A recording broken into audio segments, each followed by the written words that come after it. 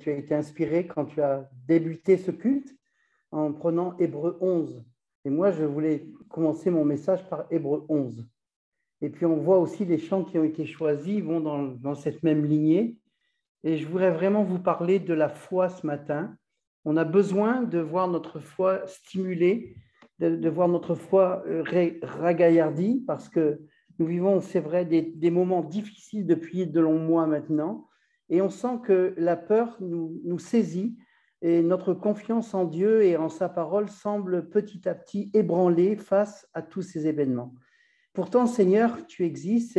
Un jour, tu t'es révélé à nous, mais il semble que peu à peu, on se refroidit, on n'a plus peut-être ce zèle pour la maison de Dieu, cet entrain pour venir le louer, pour venir l'adorer, et notre joie disparaît peu à peu, et les événements qui se déroulent sous nos yeux nous accaparent notre pensée, et on perd du terrain dans le domaine de la foi et de tout ce que nous avons pu croire jusqu'à présent. Mais Jésus a dit ceci, et ça c'est une parole qui tombe dans mon cœur depuis longtemps. C'est dans Luc chapitre 18, verset 8. « Quand le Fils de l'homme viendra, trouvera-t-il la foi sur terre ?»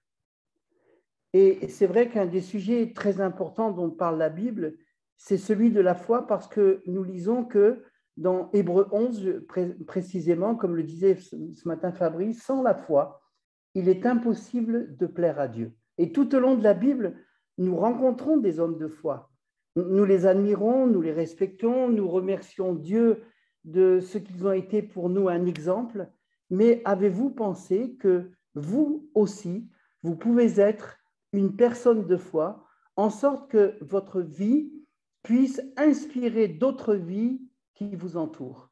Il y a une condition qui vient avec la foi et qui est essentielle pour que Dieu puisse nous utiliser, c'est que nous soyons décidés pour parvenir à faire quelque chose pour Dieu. Et là, je pense à nos maisonnées, je pense à notre impact dans notre entourage.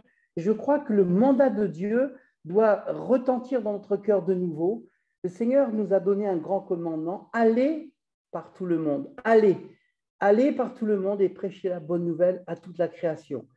Allez, faites de toutes les nations des disciples, des enseignants, leur apprenant à obéir, et le Seigneur a promis d'être avec nous tous les jours jusqu'à la fin du monde. Et je crois que le but de chaque chrétien, le but principal, c'est pas simplement de nous contenter nous-mêmes d'être sauvés, d'être libérés de toute maladie, de tout ce qui entrave notre chemin, mais le but, c'est que nous brillons dans notre société et que nous soyons le sel de la terre et la lumière du monde. Quelqu'un disait, n'hésitez pas à tenter de grandes choses pour Dieu. Et tous ceux qui sont mentionnés dans la Bible, qui nous inspirent, étaient de cette catégorie de personnes qui osaient faire quelque chose pour Dieu. Et c'est pour ça que Dieu est en train de regarder encore aujourd'hui et il cherche des gens qui feraient le premier pas dans la foi et qui croiraient Dieu pour l'impossible et de voir cet impossible arriver. Alors examinons notre foi et parlons de la foi, mais de cette foi progressive. La foi ne vient pas d'un seul coup, et ce sera le thème de notre message ce matin, la foi progressive. La foi ne vient pas d'un seul coup, très forte et solide. Vous savez, quand un bébé naît, bien, il a absolument tout ce dont il a besoin pour devenir un petit homme, une petite femme, mais c'est un humain dans son entier, c'est un humain en puissance. Mais il lui manque la maturité, il a besoin de grandir, il a besoin d'aide pour arriver à devenir plus tard un homme et une femme accomplis. Les personnes qui se sont approchées de Jésus-Christ ont eu un jour la foi. Et c'est le commencement de la foi. Mais maintenant, cette foi doit grandir, cette foi doit se développer. Et dans la vie, nous voyons des personnes à un stade de développement différent. Je ne comprends pas pourquoi certaines personnes s'arrêtent à un certain stade. Et vous savez, je crois qu'il y a pour nous la possibilité ce matin de dire, Seigneur, nous voulons évoluer. Et c'est vrai que ces personnes se sont approchées de Dieu, mais Jésus, un jour, a essayé de développer la foi de ses disciples, tout comme il a essayé de développer notre foi. Alors, il y a deux passages de base dans notre Bible. C'est ce fameux Hébreux 11 dont nous a parlé ce matin notre frère, et l'Hébreu 11, verset 1 jusqu'au verset 6, qui commence par ces paroles.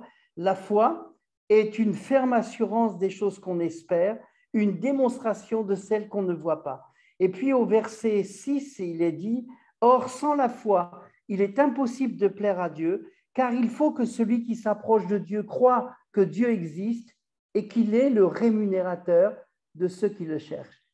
De même qu'un être humain n'est pas né avec une grande taille, de même que la rose ne s'ouvre pas d'un coup à la fois, ça commence par un petit bouton et petit à petit, elle grandit, elle s'ouvre, toute sa beauté est manifestée. De même, la foi commence petit, elle se développe et elle devient de plus en plus mûre.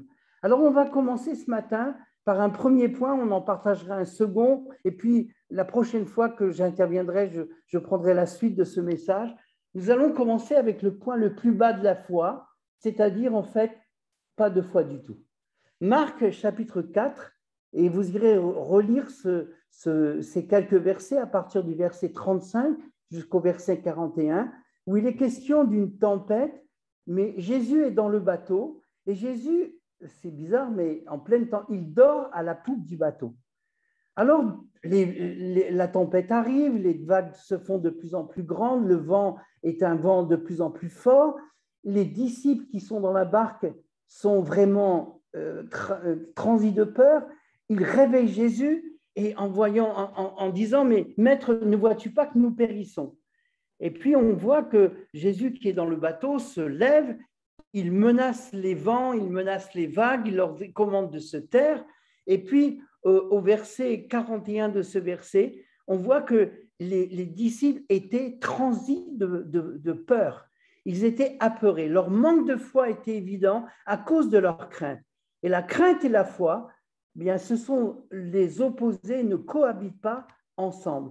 La crainte, c'est l'opposé de la foi. Et les disciples n'étaient pas toujours peureux, craintifs, mais en cette occasion, ils l'étaient. Et Jésus leur demanda, pourquoi n'avez-vous point de foi? Vous avez peur? Vous craignez? Alors je vois que vous n'avez pas de foi. La crainte vient tellement facilement en nous. Par exemple, la crainte de faillir, la crainte de manquer de quelque chose, la crainte d'échouer. Et c'est pour cela que nous avons peur souvent de nous lever, de faire quelque chose pour Dieu. On ne croit pas en soi-même. On a peur peut-être aussi du regard des autres. Et on se dit incapable de faire quelque chose pour Dieu parce que pas assez formé, parce que ne connaissant pas assez la parole de Dieu, etc., etc. Et plein de choses viennent dans notre cœur. Dans Matthieu, chapitre 14, versets 22 à 33, ça c'est le deuxième point, nous voyons Jésus et ses disciples qui sont, eux, dans une barque, mais cette fois, ils sont sur la mer de Galilée, mais Jésus n'est pas dans le bateau. Jésus a donné un mot à Pierre lorsqu'il s'approche de ce bateau qui est en pleine tempête. Il marche sur les eaux, Jésus, et il dit un mot à Pierre. Il dit simplement ce mot, viens. Au verset 29 du chapitre 14 de Matthieu. Ce n'était pas un texte, ce n'était pas un paragraphe, ce n'était pas un message, un discours, mais sur ce mot lancé par le Seigneur, Pierre sort du bateau et se met à marcher sur les flots. Ici, nous voyons la formule du miracle, et tous les disciples ne sont pas sortis du bateau. Ça aurait été une folie si tous essayaient de sortir en même temps du bateau. Un seul est sorti pour aller à la rencontre de Jésus et sortir selon la parole qui lui était donnée. Et il doit y avoir une parole de Dieu suivie par un acte, une œuvre que nous faisons, et ensuite vient la grandeur du miracle. Pierre n'avait qu'un mot, et ce mot était un mot simple, viens. Jésus lui commande de venir. L'œuvre de Pierre était de sortir du bateau, et c'est ce qu'il a fait. Mais on a vu la grandeur du miracle aussitôt, il a marché sur la mer en direction de Jésus. Et nous voyons exactement également cela dans Jean chapitre 2, où Jésus fait ce premier miracle mentionné dans la Bible, celui de changer l'eau en vin lors des noces de Cana en Galilée. Il y avait une parole de Jésus qui avait été donnée. D'ailleurs, la mère de Jésus a dit « Faites tout ce qu'il vous dira ». Ça, c'est une parole que j'aime. Parce que c'est vrai qu'aujourd'hui, on peut appliquer cette parole. Faites ce que Jésus vous demande de faire. Il dira, remplissez d'eau ces vases. Et vous savez que ces vases faisaient une bonne centaine de litres d'eau chacun, et il y avait environ 6 vases. Et ils ont fait ce travail, ils les ont remplis jusqu'au ras-bord. Et il y a eu un autre mot de Jésus, puisez maintenant et donnez-en à l'ordonnateur du repas. Donc, ils ont fait leur travail, ils ont porté ces vases, et tout à coup, ils ont vu le miracle s'accomplir, se produire. C'est que l'ordonnateur du repas a goûté ce vin, et il a dit, mais d'habitude, on sert le bon vin en premier et on sert le moins bon ensuite. Mais là, vous avez servi du vin, mais le vin nouveau que vous avez apporté est bien meilleur que le premier. Et c'est vrai que Élie a fait la même chose. Un jour, il a demandé devant des prophètes de Baal et d'Astarté, ils étaient 400 prophètes, et il leur a dit de construire un autel, de placer sur le sacrifice sur l'autel, de verser de l'eau sur l'autel et dans les fossés tout autour.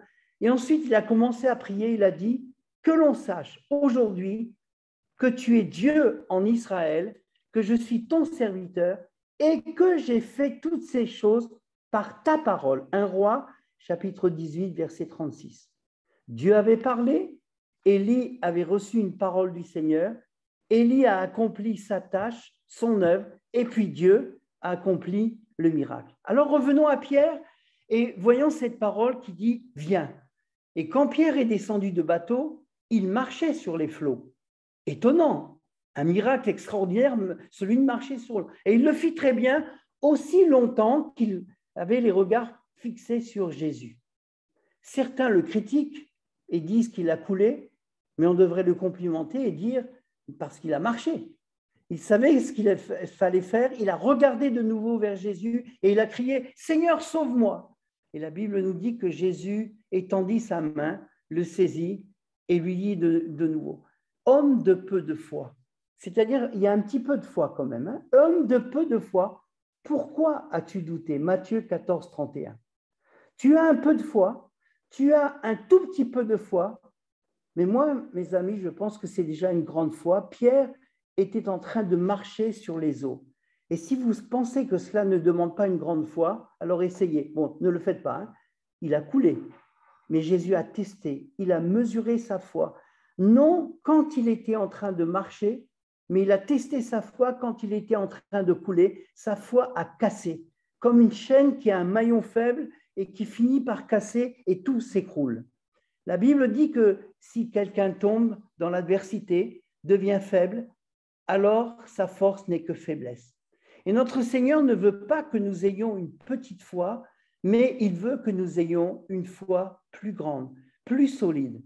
Il ne veut pas que nous commencions une chose que nous allons arrêter, mais il veut que nous complétions la chose et que ce soit fonder un foyer, développer un art, développer une passion, entrer dans la vie professionnelle, nous occuper des affaires, acquérir une maison, faire des études, penser à un nouveau projet, grandir spirituellement. Et je pourrais rajouter à la liste, Dieu veut que nous ayons, mes amis, du succès. Il ne produit pas l'échec, mais il veut que nous essayions des choses pour lui. Nous accomplissons ces choses au travers de la foi. Et dans Marc 11, 22, il est dit « Ayez foi en Dieu. Ayez foi en Dieu. » Ça veut dire décidez qui vous allez croire.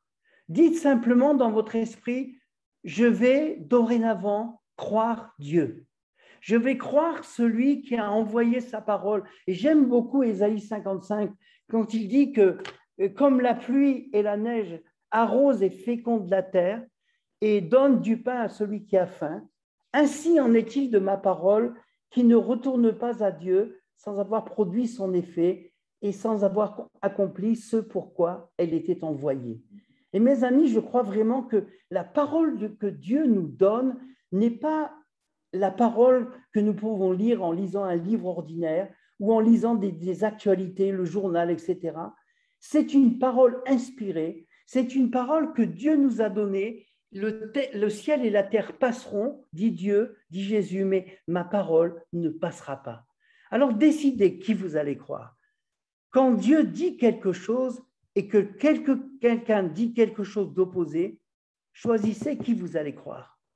Quand Dieu dit quelque chose et que nos sentiments sont différents, alors nous devons faire un choix. Est-ce que nous allons croire Dieu ou est-ce que nous allons suivre nos sentiments? Dieu est fidèle et il n'est pas un homme pour mentir, ni le Fils de l'homme pour se repentir. Et nous pouvons donc le croire, nous pouvons lui faire confiance et il nous redit ce matin, prenez cette décision, ayez foi en Dieu. Et la Bible nous dit dans Romains chapitre 10, verset 17, et j'aime ce verset, j'ai tellement prêché là-dessus, la foi vient de ce qu'on entend et ce qu'on entend vient de la parole de Dieu. Donc, la foi vient de ce qu'on entend. Et il est très important que vous sachiez ce que dit le livre, la Bible. Alors, j'ai envie de vous dire ce matin, lisez la Bible, lisez ce livre, encore et encore. Saturez votre vie avec la parole de Dieu. Et si vous le faites, ça va changer bougrement votre vie, ça va la construire, mais surtout, ça va bâtir votre foi. On a besoin de connaître la parole de Dieu, c'est le fondement. Et la parole et la puissance de Dieu, les miracles sont fondés exclusivement sur la révélation de la parole de Dieu dans nos cœurs. Et j'ai envie de te dire ce matin de la part de Dieu, remets la parole de Dieu au centre de ta vie, car tu n'iras nulle part sans la révélation. Et je ne parle pas du logos, je parle du réma. Parce que le logos, vous le connaissez, vous l'avez lu, vous l'avez entendu. Le logos, c'est une information, mais ce n'est pas le logos qui va changer votre vie, qui va changer les circonstances. C'est le réma de la parole de Dieu qui est révélée. Et ce n'est pas la parole de Dieu qui est légale ou qui est légaliste, comme ce fut le cas pour les pharisiens qui irritaient Jésus. Ils avaient la parole, mais ils n'avaient pas la parole révélée. Ils pensaient qu'ils avaient la connaissance de qui était Dieu et ils se pensaient propriétaires de qui était Dieu sans avoir la révélation de qui était Dieu. Or, Dieu n'est pas un Dieu de loi, mais un Dieu d'amour, un Dieu de grâce. Et aujourd'hui, il veut nous donner cette parole de foi, de grâce, et votre vie va prospérer, elle va se transformer, et où que vous soyez, la parole de Dieu, elle est capable, mes amis, de faire jaillir l'eau dans le désert. Elle est capable de faire venir des fleuves dans le désert, des fleurs, des choses extraordinaires dans ce désert, parce que la parole de Dieu n'est pas limitée à nos circonstances, à notre lieu d'habitation. La parole appartient à Dieu, et si nous ne limitons pas Dieu dans notre compréhension de la révélation de la parole de Dieu, Dieu n'est pas limité sur cette terre. Il a besoin qu'un homme ou une femme s'empare de la parole et de la parole révélée. Et mes amis, il y a beaucoup de choses qui sont prêchées dans notre monde et dans notre terre de France et qui ne sont que du logos, qui ne sont pas souvent du réma. Ce n'est pas la parole de Dieu, la parole de grâce qui est prêchée. Or, Romains 10 nous dit, c'est la parole de foi que nous prêchons. Et on trouve ça au verset 8 de Romains 10. C'est la parole de foi que nous prêchons. Et la seule chose que nous voulons prêcher, c'est la parole de foi qui change, qui transforme nos vies. Et Dieu fera toutes ces choses pour nous. Et je dis d'avance, Amen. Alléluia. Dieu veut nous entraîner à sa suite et il désire que nous prenions cela au sérieux parce que Dieu nous a donné la parole. Au commencement était la parole et la parole était avec Dieu et la parole était Dieu. Elle était au commencement de toutes choses. Et toutes choses ont été faites par elle, nous dit la parole de Dieu. Et mes amis, ce matin, je voudrais tellement, de tout mon cœur, vous demander de passer du temps, comme disait Nadine, dans la présence de Dieu. Oui, mais de passer du temps dans la parole de Dieu, jour après jour, de vous nourrir de cette parole, de faire en sorte que cette parole devienne cette manne, ce pain quotidien qui nourrit vos âmes, qui nourrit votre esprit et qui fait en sorte que ce dépôt vient au fond de votre cœur. Et mes amis, c'est un petit peu comme un ordinateur tout neuf que vous recevez et vous commencez à le configurer et puis vous commencez à travailler avec. Et qu'est-ce que vous faites? Vous tapez des textes et vous les enregistrez dans votre disque dur. Et lorsque vous les enregistrez dans votre disque dur, ils disparaissent. Ils sont dans votre disque dur, mais ils n'apparaissent plus à l'écran. Et vous allez commencer un autre texte et vous allez l'écrire et vous allez l'enregistrer. Il va partir dans le disque dur avec un titre. Et puis, quelques semaines plus tard, vous aurez besoin de retrouver le premier texte que vous avez frappé, que vous avez tapé sur votre ordinateur. Et vous allez aller dans Mes documents, vous allez cliquer sur le titre que vous voulez, et tout à coup, à l'écran, va paraître ce que vous avez enregistré. Mes amis, quand on prend la parole de Dieu, qu'on la saisit, qu'on la lit, elle passe par les yeux, elle descend dans nos cœurs, elle est mémorisée, elle est là, cachée au fond de notre cœur. Mais il arrivera un moment dans votre vie où une circonstance va apparaître et tout à coup, le Saint-Esprit va aller chercher cette parole qui va tomber à pic dans la dans la situation que vous traversez. Et c'est là que le miracle va s'accomplir. Vous allez déclarer ce que Dieu a dit. Et quand Dieu a dit, sa main accomplit. Et alors, le miracle va se produire. Et mes amis, je suis dans l'expectative de voir de grandes choses se produire au niveau de notre Église. Je crois vraiment que Dieu travaille nos cœurs et il veut le faire jour après jour. Il veut même profiter de cette période d'instabilité, d'insécurité, pour que nous puissions nous réfugier dans ses bras, pour que nous puissions passer du temps dans sa présence, fermer les infos peut-être qui sont en train de nous provoquer des sentiments de peur, de confusion, d'angoisse, et qui sont en train de nous aider à perdre la foi. Mais mes amis, entrons dans le lieu secret du Seigneur, entrons dans sa présence, entrons dans notre chambre, fermons notre porte, et puis là, ayons une conversation avec le Seigneur. Mais n'oublions pas, ouvrons le Saint-Livre, ouvrons notre Bible et commençons à lire, commençons à méditer. Laissons le Saint-Esprit graver cette parole comme des lettres de feu dans notre cœur. Et faisons en sorte que cette parole devienne quelque chose de tellement important, quelque chose de tellement grand, que cette parole envahisse notre cœur et que cette parole puisse vraiment être un délice. Chaque jour, nous venons dans la présence de Dieu. Chaque jour, nous venons prendre ce repas dont nous avons besoin. Merci Seigneur pour ta parole, qui est la vérité. Merci Seigneur pour cette manne qui descend. Vous vous rappelez lorsque le peuple d'Israël était dans le désert et qu'il disait « Manou », c'est-à-dire « Mais qu'est-ce que c'est que cette manne ?» Et elle était douce dans la bouche comme un gâteau de miel. Que cette parole soit douce à notre cœur, qu'elle descende dans nos entrailles et qu'elle soit douce comme un gâteau de miel. Mais que cette parole nous fasse grandir. Seigneur, j'ai besoin de toi. Seigneur, j'ai besoin que ma foi soit ravivée. J'ai besoin que ma foi grandisse. Seigneur, je veux voir un miracle dans ma vie. Seigneur, je veux voir de nouveau de mes deux yeux. Mais il y a des personnes au milieu de nous qui ont d'autres problèmes et qui disent, mais j'ai besoin d'un attouchement du Seigneur.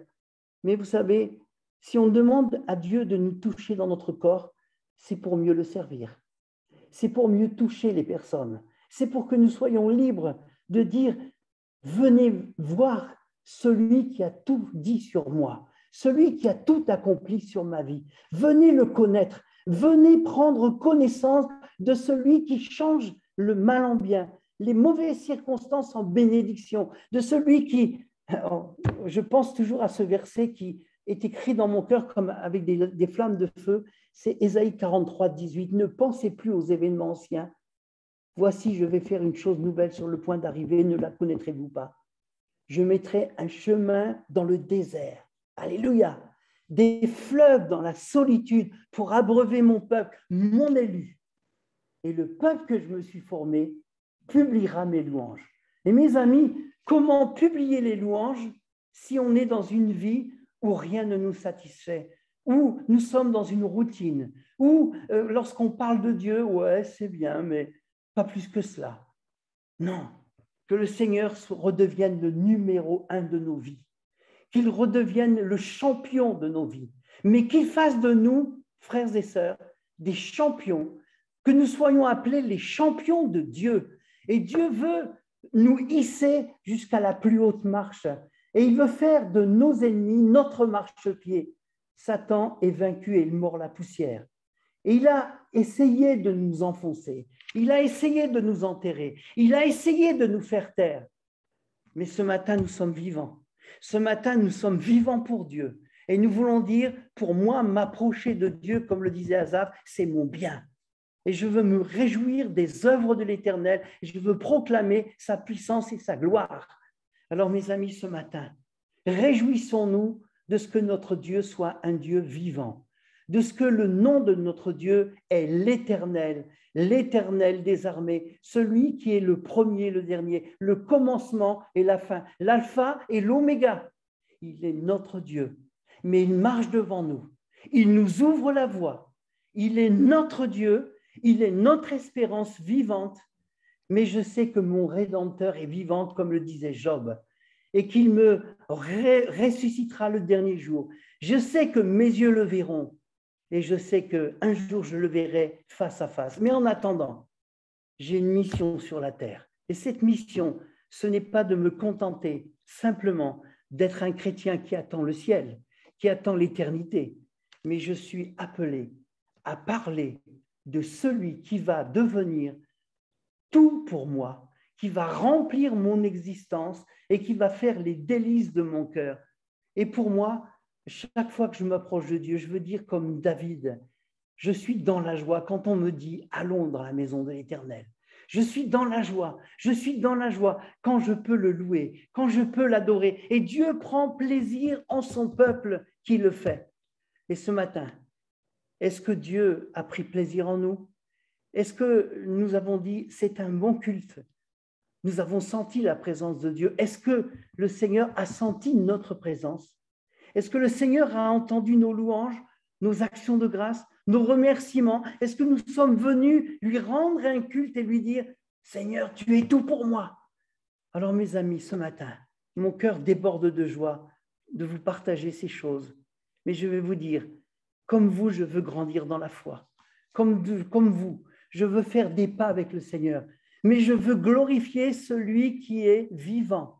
Et je veux parler autour de moi d'un Jésus qui sauve, d'un Jésus qui guérit toute forme de maladie, même les plus graves, mais d'un Jésus qui remplit des vies, qui baptise de Saint-Esprit et de feu, et d'un Jésus qui a promis de revenir pour chercher une église glorieuse, sans tache ni ride, ni rien de semblable. Alors, que le nom du Seigneur soit béni ce matin de nos cœurs. Alors, on a commencé sans foi ou avec un peu de foi, mais cette foi va commencer à se développer, à grandir. Elle va devenir mûre et elle va se développer.